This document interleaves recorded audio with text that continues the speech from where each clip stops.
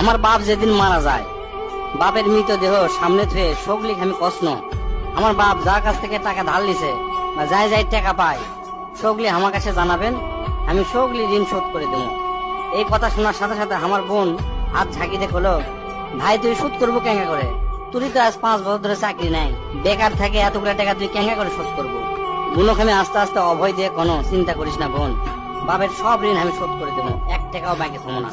পরের দিন সকালে ঘুমোর থেকে উঠতে না উঠতেই দরজা খুলে দেখি বারান্দার 4-5 জন লোক বসে আছে, পাওনাদার। দেখে আমার গাও ঘামে উঠলো।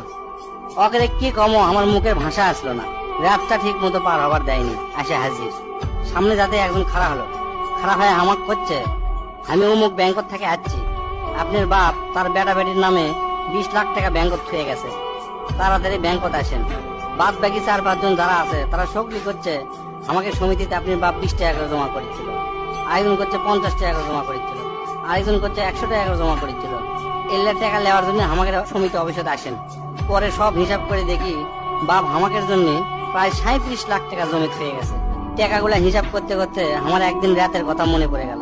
ওই রাতে আমি আমার বাপক কষ্ণ, আপনি ক্যাঙ্কা বাপ, আমাকে ভবিষ্যতে আপনি কোন চিন্তা আছে? আপনি লাগাতে বাপ আমাকে দরকার নাই, কোনো টাকা পয়সায় দেন না আমাকেও, আমরা চলমো ক্যাঙ্কা করে। বাপ তখন মুস্কি হাসে কষলো, আমি আমার সাধ্য মতোই চেষ্টা করেছি, সময় হলে সব বুঝবার পারবো। সেদিন ওই বাপের মুস্কি হাসে আমি বুঝবার পারিনি, সেই দিন রাত ঠিকই আছে, কিন্তু বাপটা আমার নাই। মাঝে মাঝে রাতের বেলা আকাশের দিকে তাকে কই, বাবা আজ পর্যন্ত তোমাকে বুঝতে পারলাম না, তোমার উপর খালি রাগই করে গেছি, কিন্তু তোমাকে জোরে ধরে কোনোদিন আই লাভ ইউ করতে পারলাম না। আজ বুঝিচ্ছি কৃষক তুমি 1 শার্ট পরে 3 বছর পার করেছিলা, কৃষক তুমি 1 স্যান্ডেল 32 বার সেলাই করেছিলা, তোমার কাছে ক্ষমা চাওয়ার সময়টাও দিলা না। আমাকে তুমি মাফ করে দিও আব্বা, জীবনে তোমার সাথে অনেক বেয়াদবি করছি। তার কয়েকদিন পর খোঁজলে দেখি আমার বাপ কারো কাছে 1 টাকাও বাকি করেনি, 1 টাকাও ঋণ করেনি, বরং অনেক মানুষক টাকা ধার দিছে, তারা এসে দিয়ে গেছে।